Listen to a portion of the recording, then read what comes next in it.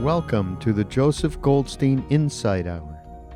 This podcast is an expression of our shared interest in self-discovery. Join Joseph as he shares his deep knowledge of the path of mindfulness. If you are interested in supporting this podcast, please go to BeHereNowNetwork.com/Joseph.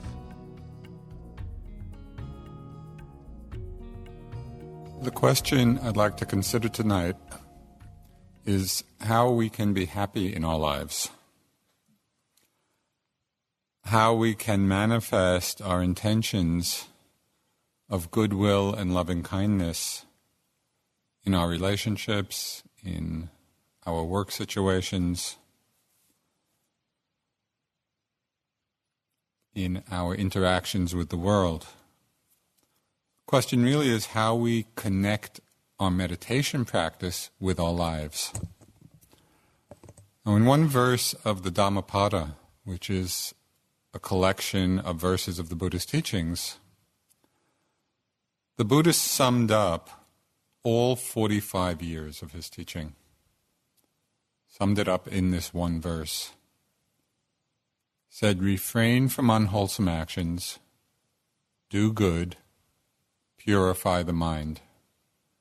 This is the teachings of all the Buddhas. Now the last line is interesting because he was saying that this is the same teaching of all the Buddhas in the past, all the Buddhas to come in the future, and so it really points to the timeless nature of the Dhamma. It's said that what most moved the Buddha after his enlightenment to begin teaching was seeing so many beings who were seeking happiness, wanting happiness, and yet doing the very things in their lives that cause suffering. And of course, we can see this very same pattern over and over again in our own lives. There's a wonderfully pointed teaching by Shantideva, whose great work was a guide to a bodhisattva's way of life, where he said, we're like senseless children. We shrink from suffering, but love its causes. And this is our situation. When I read that, it was like, that's right on. We don't like suffering, but we get caught up again and again in the causes of suffering. So the Buddha, out of really great compassion, took a further step in clarifying the issue in case we're not sure what actions cause suffering. In case we have confusion about this and we don't know, well, what are the actions that cause suffering, what don't cause suffering, even though in many respects it's very obvious, he laid it out for us. He laid out the actions which cut us off from wisdom, which cut us off from compassion. He laid out the actions that are the cause of suffering for ourselves and other people. So it's a very straightforward and powerful teaching. So what are the unwholesome actions? The Buddha very specifically said, these actions cause suffering. There's just such a power in it, very unambiguous. He highlighted 10 actions, 10 unskillful actions. There are 3 actions of the body, 4 actions of speech, and 3 of the mind. Now, most of these are quite familiar to us. So it's not that for the most part we'll be hearing anything new.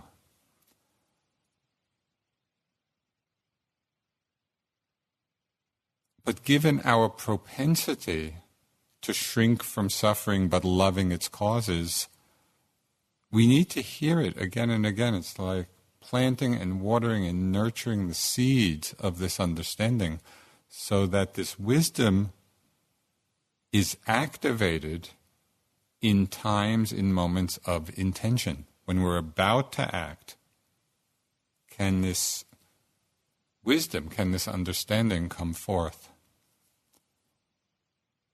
It helps awaken us from the cycle of our habituated actions. So the first of the unwholesome actions of body, again, very obvious, not killing, not physically harming other beings or ourselves. So we take this on many levels. It's people not killing people. Just think how different the world would be if people just followed just that. And it seems, sometimes I think it's like the Buddha's teaching kindergarten.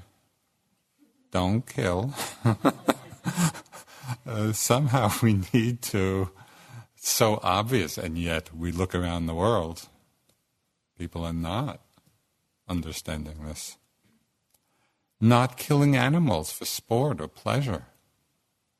Where we really begin to respect life. Not killing beings because we don't like the way they look. Those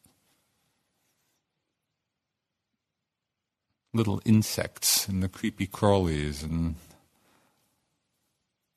had a very strong experience of this on my days in India. In the summer months, it would get very hot in Bodh Gaya, which is on the plains. It would go up to 120 degrees. And so anybody who could left for the mountains. So I'd gone up with friends and just rented this basic cabin up in the mountains in a hill station called Dalhousie. Had, spectacular views of the high peaks. But it was a pretty primitive cabin. There was no running water inside, no plumbing. And lots of big, hairy spiders, which would just hang out on the ceiling, of my bedroom. And when I first went into this cottage, and very disconcerting. But there was really nothing to do. I wasn't going to kill them. And they were a little too big to move outside. I mean, they were...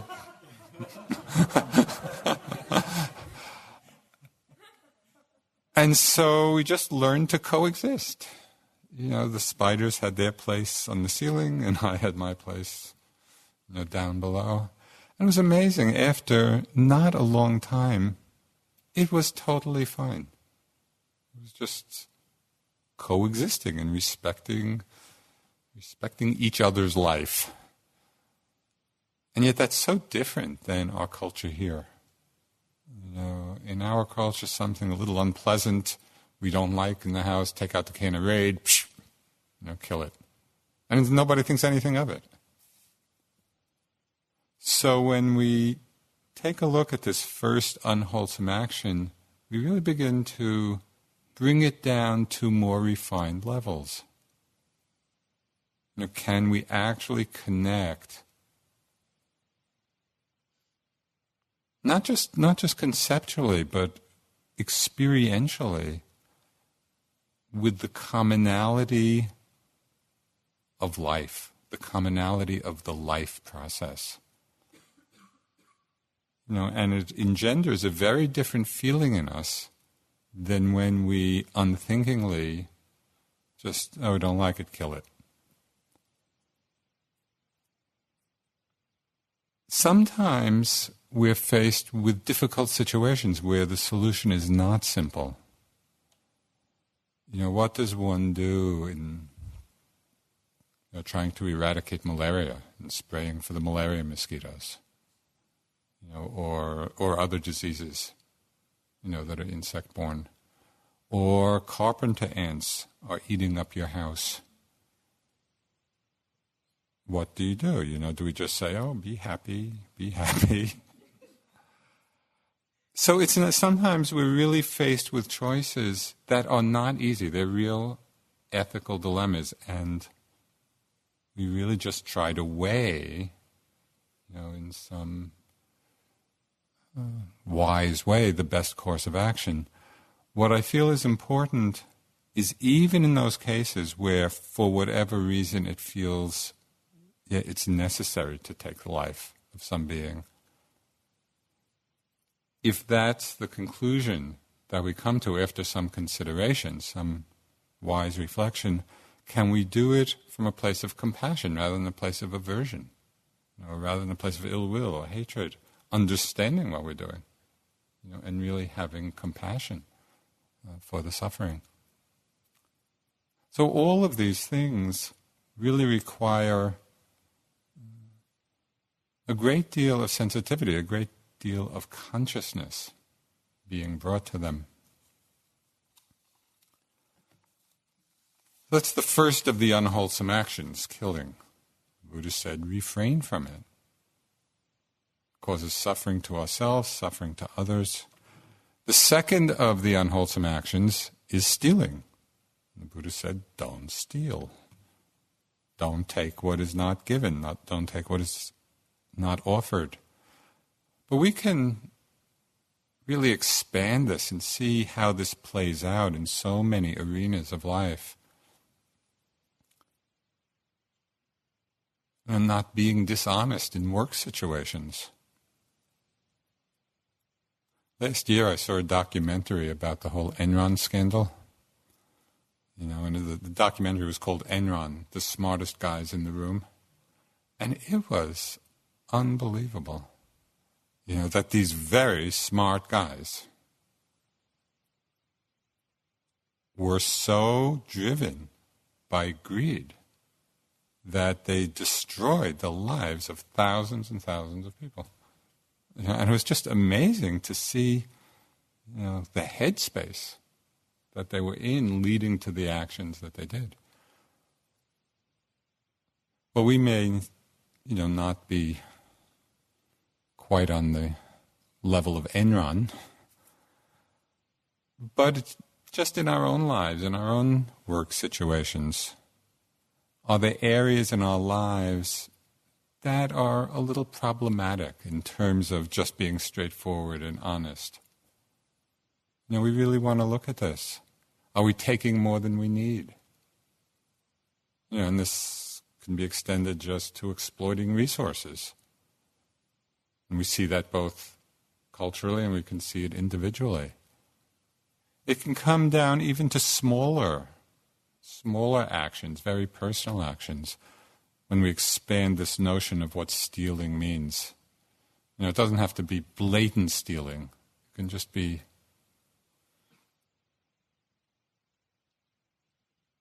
taking what's not necessary rather than giving. It's just that energy of taking rather than offering. I had the experience being on retreat here at IMS. I was on retreat, going into the lunch line, and this particular day they had one of my favorite IMS dishes, sesame spinach. And there was a little sign in front, moderation please. So I'm going through the line and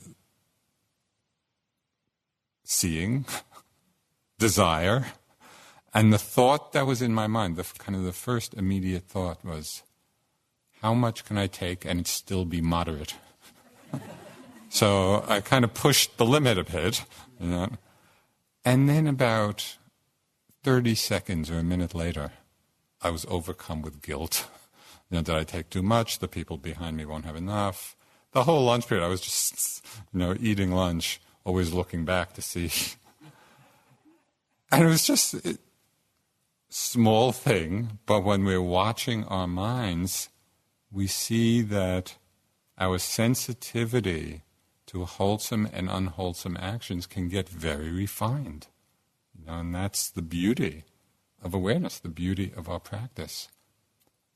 So when the Buddha says, refrain from stealing as an unwholesome action, don't think of it just as, the obvious and blatant stealing, which we probably don't do, but see how it might apply, how that principle might apply just in our more ordinary interactions. So refraining from killing, refraining from stealing. The third of the unwholesome actions that the Buddha said causes suffering to ourselves, causes suffering to others, is sexual misconduct. Now this means different things at different levels. Sexual misconduct for monks or nuns or people on retreat means being celibate, refraining from sexual activity. But for lay people in the world, it's not what it means. It really means avoiding sexual activity that causes harm. It's traditionally talked about in terms of adultery or deception or encouraging other people to break vows of commitment. It could mean inappropriate relations, between doctors and patients, or teachers and students, or therapists and clients. There are many arenas where sexual activity is inappropriate. It's important to really look at and investigate this energy within us because it is very powerful. It's often when we feel most alive, when sexual passion, sexual energy is strong in us, it's a tremendously energizing, powerful force. Larry Rosenberg, who is one of the founding teachers at the Cambridge Meditation Center, who's now around 75, but at a teacher meeting a little while ago, and this issue was coming up, and he just made the comment, is there anybody who in their life has not made a fool of themselves over sex? And everybody smiled in acknowledgement of the truth of that. It's powerful. It's a powerful energy. And the Buddha is saying, we need to pay attention. We need to become conscious of this. I don't know whether I mentioned here the Burmese English translation about this. Anyway, this is one of my favorite Burmese English translation moments. Sayadaw U Pandita was speaking about this and going on and on, maybe speaking for about 10 minutes in Burmese. And then the translator said 4 words in English. Yeah. And these 4 words really stuck in my mind. Lust cracks the brain.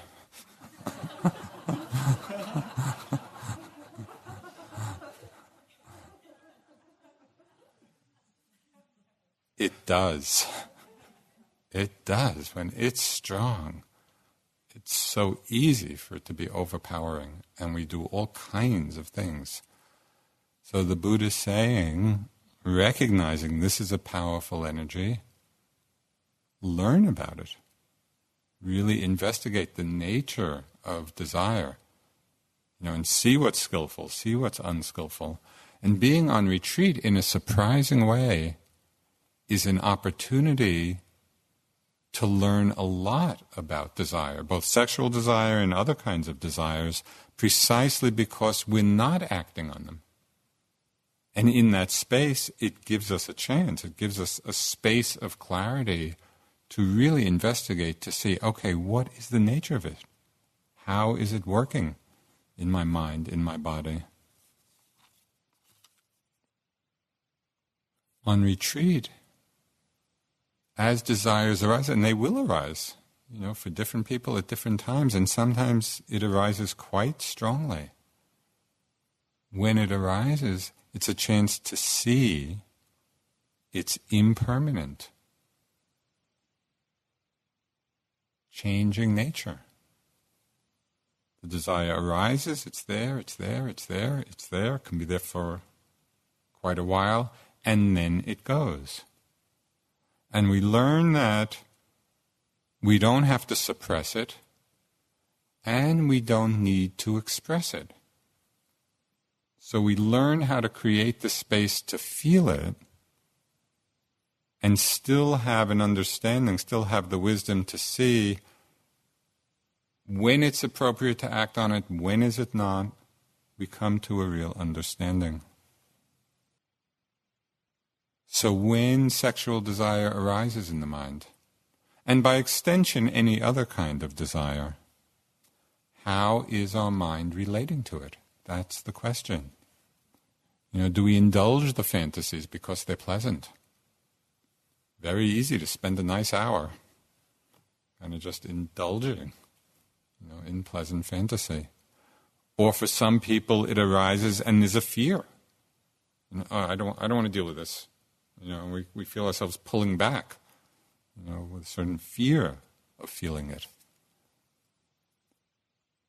Through our practice, through the cultivation of awareness, we learn the middle way. We're not suppressing it, we're not expressing, we're just letting it arise, seeing its impermanent nature, letting it pass away. In the book Anna Karenina by Tolstoy, Anna Karenina is, for those of you who haven't read it recently, she's this beautiful married woman, very beautiful in all ways and passionate, and is having a love affair with this very handsome guardsman, Count Vronsky. And eventually they run off together, and at a certain point the romance begins, especially on his part, begins to pall. So anyway, this is Vronsky's experience of the nature of desire. And it's really by extension Tolstoy's. Okay, Vronsky, meanwhile, in spite of the complete realization of what he had so long desired, was not perfectly happy. He soon felt that the realization of his desires gave him no more than a grain of sand out of the mountain of happiness he had expected. It showed him the mistake men make in picturing to themselves happiness as the realization of their desires. I read that. The Buddha could have said that. We make a fundamental mistake. We think that a genuine, lasting happiness is going to come through the fulfillment of our desires. And it never does. So this is not something we want to kind of accept on some philosophical basis. It's really to look in our own experience, and that's the beauty of the retreat. Desires are going to arise of all kinds. Really look and investigate, see what it's about, see what that energy is about, see how they arise, how they pass away. It's a chance to learn about this very powerful force. So these are the 3 unwholesome actions of the body. Right? Killing, stealing, and sexual misconduct. The Buddha says, refrain from these. They are the cause of suffering. There are 4 unwholesome actions of speech. Now this in itself is pretty remarkable. And it's highlighting how powerful a force speech is in our lives. So much suffering comes from our lack of attention to the way we speak. Now, the Buddha singled out right speech as one aspect of the noble Eightfold Path to liberation. I mean, he's saying right speech. This is important. And yet how often in our practice in our lives do we relegate it to some secondary field of endeavor? The real practice of liberation is sitting, or walking, or being in silent retreat. Well, of course, this is obviously an important piece of it all, but the Buddha is saying speech is a very powerful force. It can contribute in a major way either to our suffering or our happiness, so pay attention. And again, he went further. He laid it all out for us. And, the beauty of the Buddha's teachings, they're just very clear.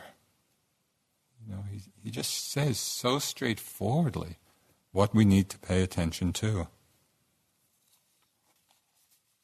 Now, we know from our own experience how speech so often conditions the nature of our relationships. It conditions our own minds. The way we speak reinforces patterns in our minds. It conditions karmic consequences for the future. So what are the 4 unwholesome kinds of speech? Again, the first is very obvious. It's lying. The Buddha says, don't lie. Don't kill. Don't steal. Take care with sexuality. Don't lie. There's such obvious things, but we do need to hear them and reflect on them. There are many kinds of false speech, many levels of false speech. Now, there might be slight exaggerations. We exaggerate something. Or humorous untruths, where we say something that's untrue just as a way of humor. To falsehoods whose motivation might be self-protection in some way. We say what's untrue out of a misguided idea that we're protecting something in ourselves or protecting something in others. And sometimes there are very deliberate lies with malicious intent, where the intent is to cause harm. The intent is to cause divisiveness. So in any of these situations, from just the small little exaggerations, kind of the little lies, to the really big ones, a very interesting question for us to reflect on is, why do we lie? Why would we say that which is untrue? It becomes very interesting to explore the motivations behind false speech. Is it greed for something? Or desire for some kind of self-aggrandizement?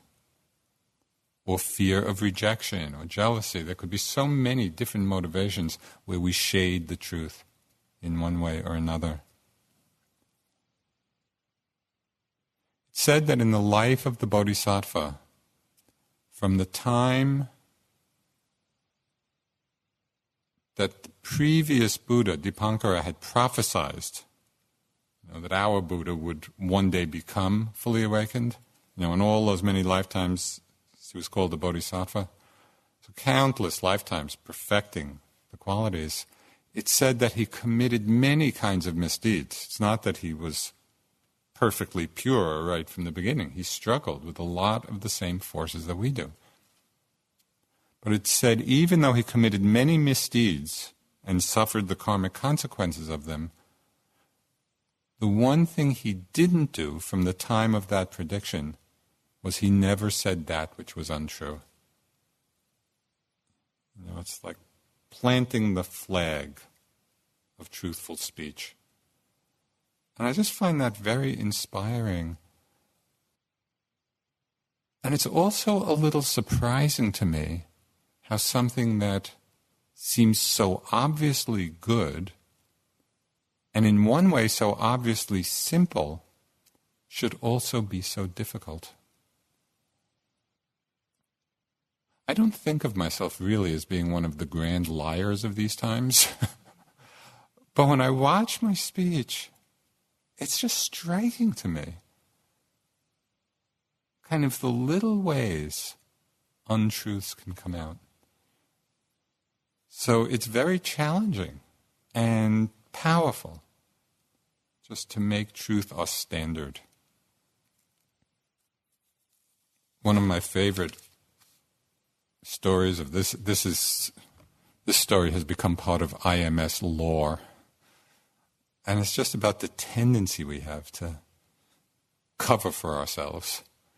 This is many years ago, and there was a yogi on a 3-month retreat who had walked into, the big walk-in refrigerator and freezer behind the kitchen.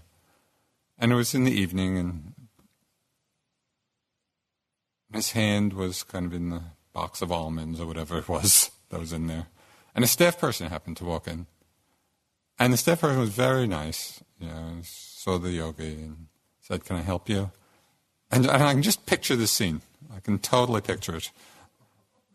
Hands in the box of, "Can I help you?" "Oh, I'm just looking for the maintenance man." It's like the first thing that comes to mind.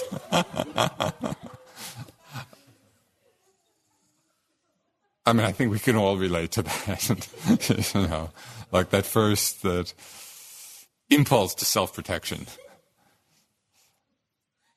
So it's just to watch, and of course the great help to us if we can watch without judgment. There are going to be lots of situations, either very obvious ones or some very subtle ones. But can we pay attention so we do refine our commitment to speaking the truth? It takes practice, and it also takes a certain quality of courage, to be that honest with ourselves. And that's a gift of the practice.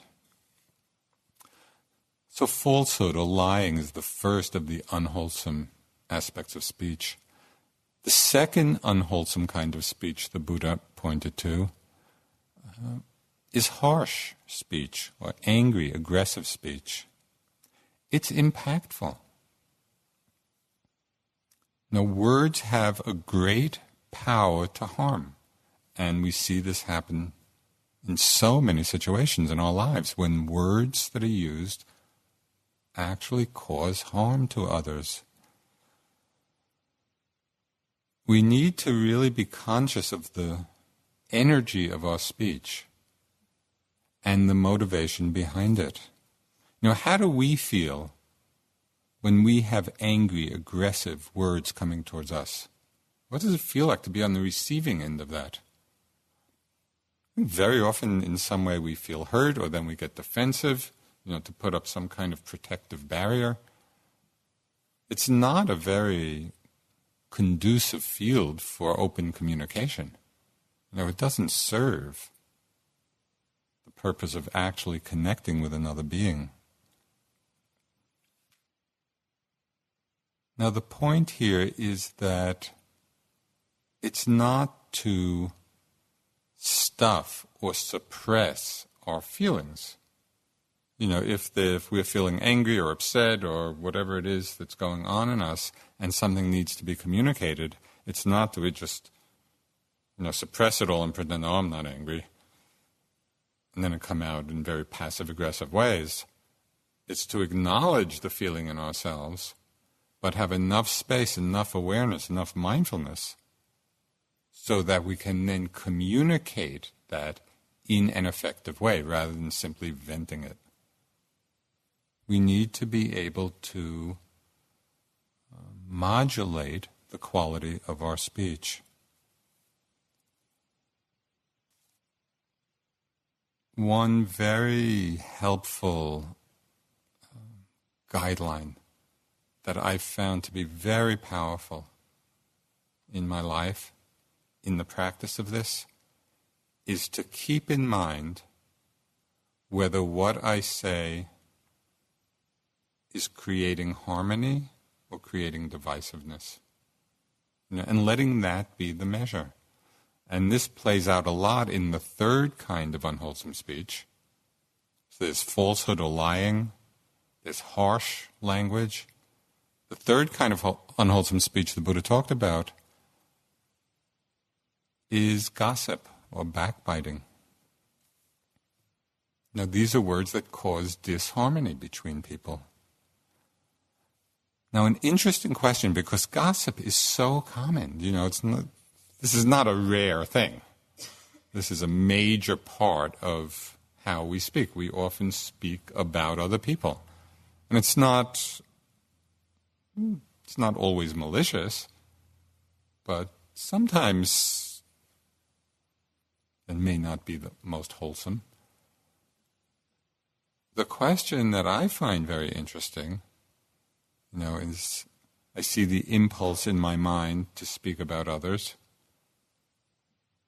is what's the delight in it? Why do we take delight in it? What's happening? What's the motivation in our hearts? Does it reaffirm some sense of self? Like, somehow we feel better about ourselves when we're speaking about a third person? Is there some ego gratification? So it's just to look.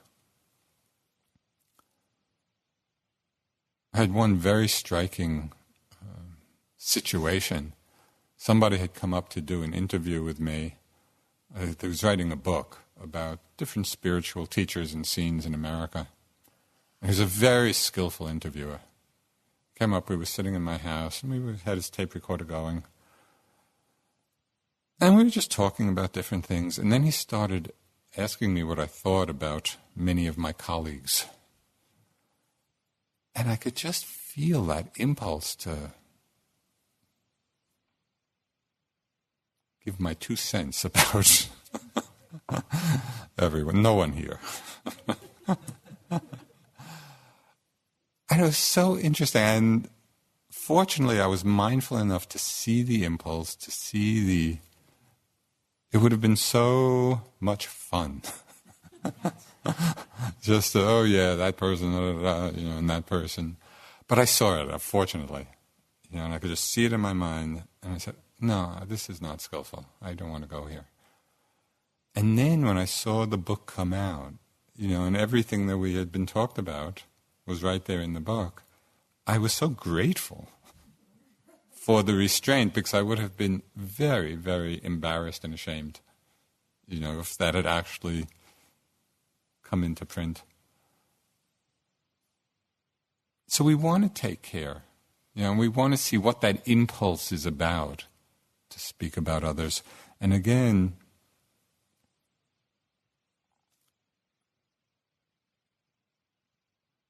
to be very clear, even when we do speak about other people, as we often do, what is the motivation?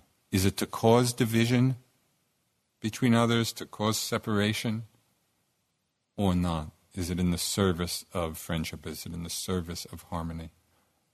We need to pay attention, because these patterns happen very automatically. So the last of the unwholesome patterns of speech, it's not speaking falsely or lying, not harsh speech, not gossip or backbiting. The last one is perhaps the most difficult of all.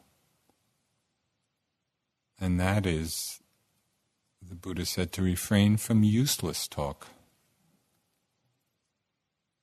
There's a great word in Pali, the translation of this, of useless talk. It's onomatopoeic. Is that the word? Where the word sounds like what it is. The word in Pali is sampapalapa. And sampapalapa is just what it sounds like.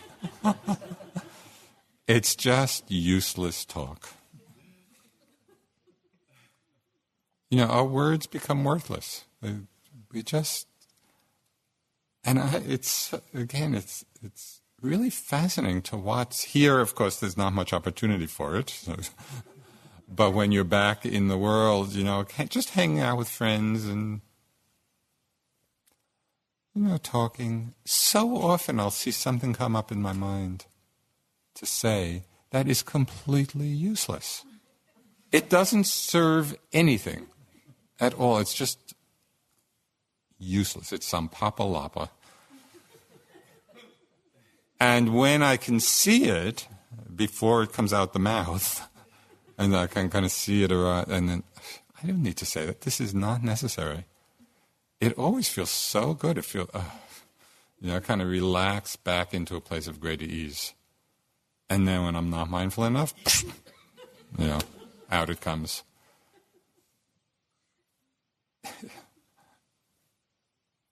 It's a great practice. Speech is a great practice.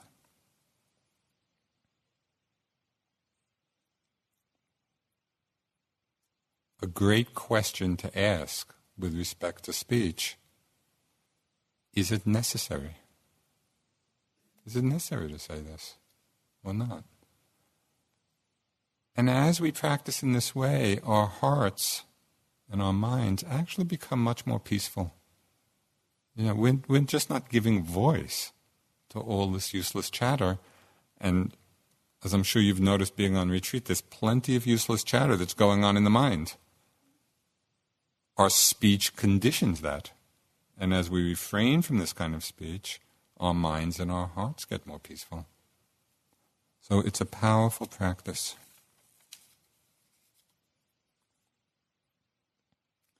One thing I want to highlight here. The Buddha listed 10 unwholesome actions. He's saying these actions cause suffering. 4 of the 10 have to do with speech. So I think it's worthy of our attention. This is not just some little side piece of the path. This is a big piece of what causes suffering in our lives and how we can refrain from it. Okay. The last of the unwholesome actions are the 3 actions of mind. And the first of these is covetousness. Just the mind that's coveting, that's wanting what others may have. And it's that feeling of just never having enough. And covetousness, it's like that hungry ghost mentality. It's just always wanting what others may have. It's just the opposite of that quality of mudita, sympathetic or empathetic joy that takes delight in the happiness of others. It's not coveting it, it's actually enjoying their happiness, finding joy and delight in it.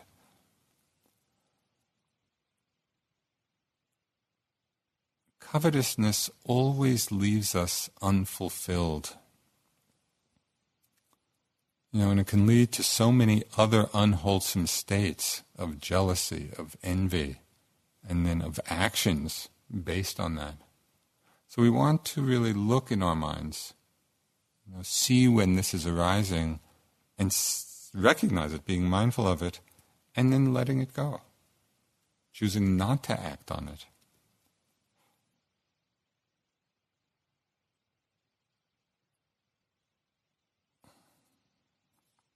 There's one little story, it's just one of my favorites, so I must read it. It's about covetousness and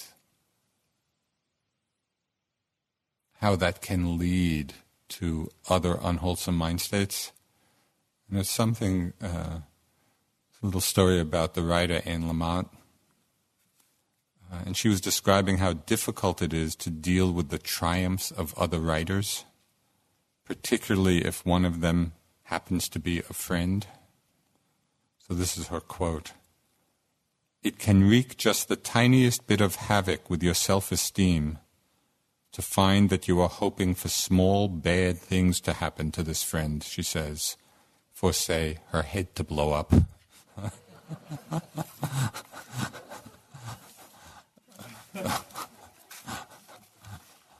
When somebody else gets something that we want or that we're desiring of.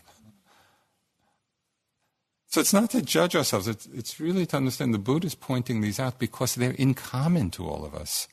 These things arise at different times in most of us.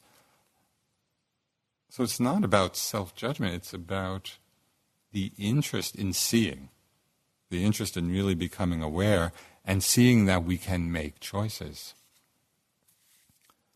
Okay, the 9th of the unwholesome actions, and this is the second unwholesome action of mind, is ill will. And we've talked a lot about this. Ill will means impatience, means irritation, anger, annoyance, fear, all kinds of aversion. And it arises when we don't get what we want. We want something, we don't get it. So aversion arises. Or we do get what we don't want, like pain or discomfort or unpleasant mind states. We get something arises, and we don't want it. And that causes aversion. Could be difficult situations. Aversion arises in difficult situations, circumstances in the world or with other people. And so often there is a tendency to blame others for how we feel.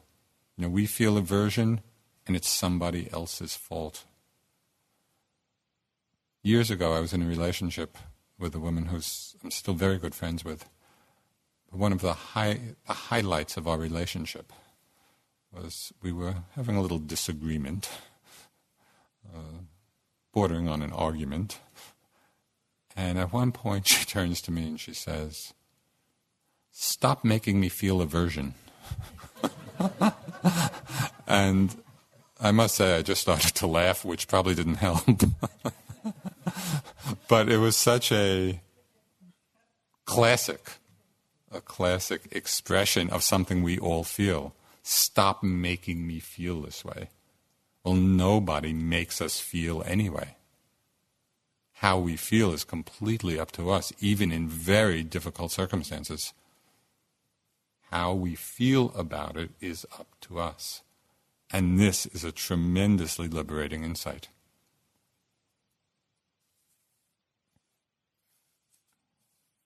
Just as an example of this, and this ties into the speech, the Buddha talked also about listening, how to listen.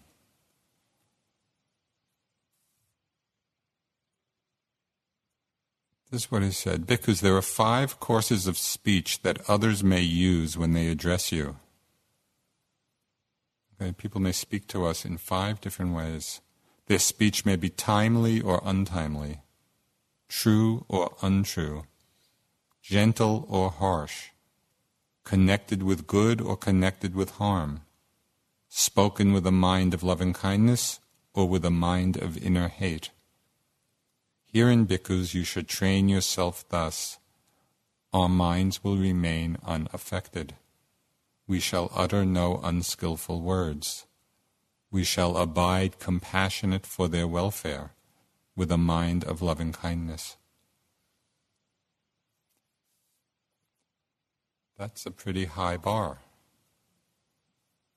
Somebody speaking to us with a mind filled of hate, with an intention to harm, untimely, untruthfully. You should train yourself thus. Our minds will remain unaffected. We shall utter no unskillful words. We shall abide compassionate for their welfare. There's a tremendous lesson here. That how we feel, how we respond, how we relate is up to us. It's not dependent on the external condition. And that's the great power of the practice. That's what we're learning.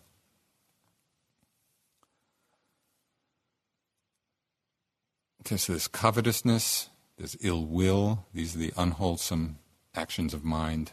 The last of them, the last unwholesome action of mind, is called wrong view. And wrong view has different aspects. One aspect of wrong view is not understanding, not considering the law of karma, understanding that our actions have consequences. Wrong view is the belief that there is no result from skillful or unskillful actions. So the Buddha is saying something very direct here about how we need to understand the world. He's saying it is wrong view, it is misperception if we think there is no result from skillful or unskillful actions. So when this wrong view is present, when we when we don't understand action and its result. It's like trying to navigate through the world, to navigate through our lives without understanding what brings happiness and what causes suffering. So we go down so many wrong streets, wrong directions, so many missteps because we don't understand. We have wrong view. When wrong view is present in the mind, we don't stop to consider the results of our actions. We don't consider where the actions are leading and whether or not we want to go there. So wrong view is a very powerful and potentially dangerous force in the mind. It obscures clear seeing, and it's the cause of a lot of suffering. So the other aspect of wrong view, one is not seeing or understanding that skillful and unskillful actions bear fruit. The other crucial aspect of wrong view, and one that is at the root cause of so much suffering, is the deeply conditioned view or concept of self. And we have and will continue to talk a lot about this. The idea, the belief, the view that there is someone behind experience to whom it's all happening. Now we create this mental construct of a self, an I. We call it, name it Joseph, or Yoshin, or Annie, or whoever, or each one of us. And then we reinforce this view of self every time we identify with arising experience. We identify with a thought, we identify with an emotion, my thought, my feeling, I'm sad, I'm happy, my pain. Well, the I and mine is extra. We're adding that to the bare fact of the experience.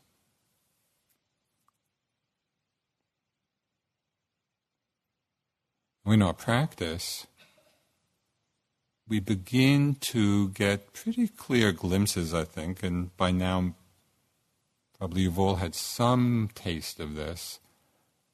Yeah, the sensations are just coming and going. The thoughts are just coming and going. The emotions are just coming and going. We begin to get a sense, even just a little bit, of their selfless nature. It's just empty phenomena rolling on. But the last hideout of self, and the one that's quite difficult to see, is the identification we have with the knowing, with the awareness.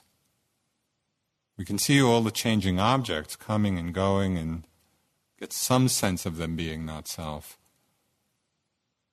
But through that identification with awareness, we create the sense of a witness or an observer. Well, that's who I am. So that's kind of the last holdout of this view of self. Now, if you remember from talk last week, talked about the difference between consciousness, awareness, and wisdom. You know, in that context, awareness and mindfulness we use synonymously. So this goes to the question that came up in the morning. In this context, awareness or mindfulness and consciousness, all of them are conditioned states arising and passing away, not I, not self. And the Buddha is very clear in his description of how consciousness is dependently arising. It arises dependent on conditions. And we will talk more about that.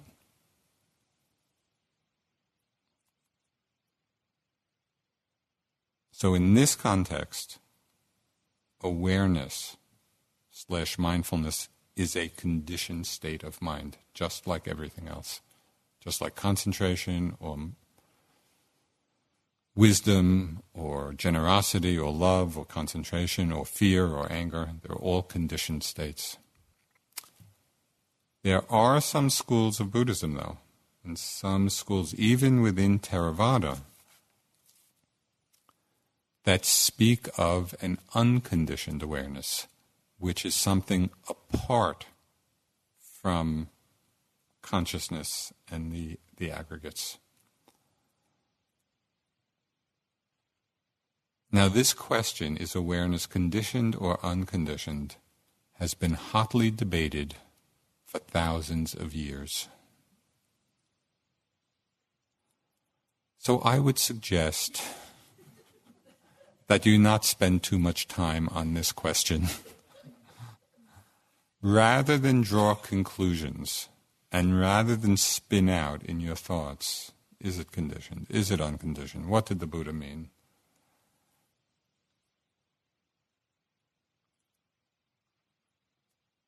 As a way of not getting caught in all that, and of staying aligned with fundamental right view, the view of selflessness,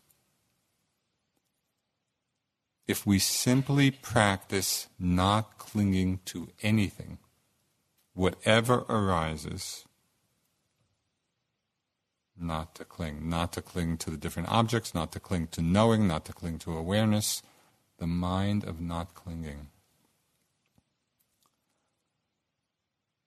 There's a Tibetan teaching that says, if you do not cling, whatever arises is naturally freed.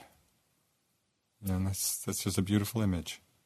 If we don't cling, whatever arises is naturally freed.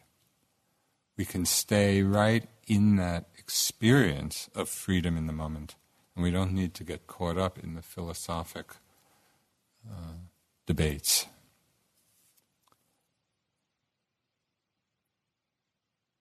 One point in my practice in Bodh Gaya, I had been there for a while and I just had dropped into this wonderful place. It was like a non-dual awareness, and I was doing walking meditation and it just became so effortless and free. There was no separation of awareness and body, and I started kind of dancing around the roof of the Burmese vihara where I was staying, and I couldn't wait to tell my teacher. So I go running to Munindraji, and I just telling him how free I was. And all he said to me was, don't recondition your mind. It was a great teaching. Don't recondition your mind with another conclusion. Just be in the experience and let the Dharma unfold. So I just pass that on to you in terms of drawing conclusions. Stay in the openness. Stay in the not knowing. So these are the 10 unwholesome actions. And what we should refrain from: of killing, of stealing, of sexual misconduct, of lying, of harsh speech, of gossip, of useless speech, of covetousness, of ill will, of wrong view. It was really out of great compassion that the Buddha pointed these out to us. It's like putting a sign on a beach, that says, danger, strong undertow. Right? It's like a warning sign that tells us to be careful. That's what the Buddha is doing here. He's saying, he's putting up the sign. Be careful. These are the actions that lead to suffering. So we need to internalize it, to investigate. It's not simply a question of believing it. Really look at all of these things. Internalize it and reflect on it in an appropriate way.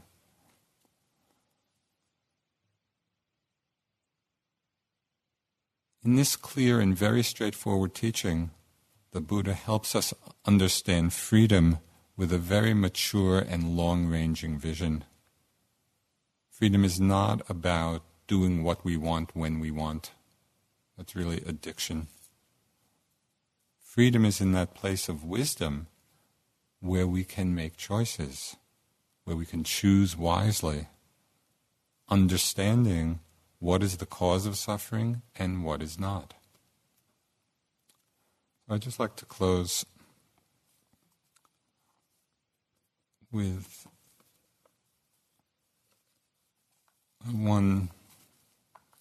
this was a couple of verses also in the Dhammapada about happiness. The Buddha is telling us, okay, what causes happiness for us?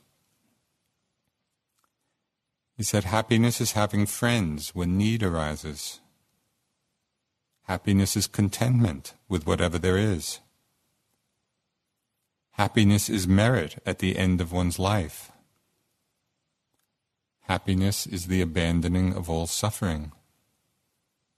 In the world, respect for one's mother is happiness, as is respect for one's father. In the world, respect for renunciants is happiness. Happiness is virtue lasting through old age. Happiness is steadfast faith. Happiness is the attainment of wisdom. Not doing the unskillful is happiness. There's one Tibetan aspiration. It says, may you be free of suffering and the causes of suffering. May you have happiness and the causes of happiness.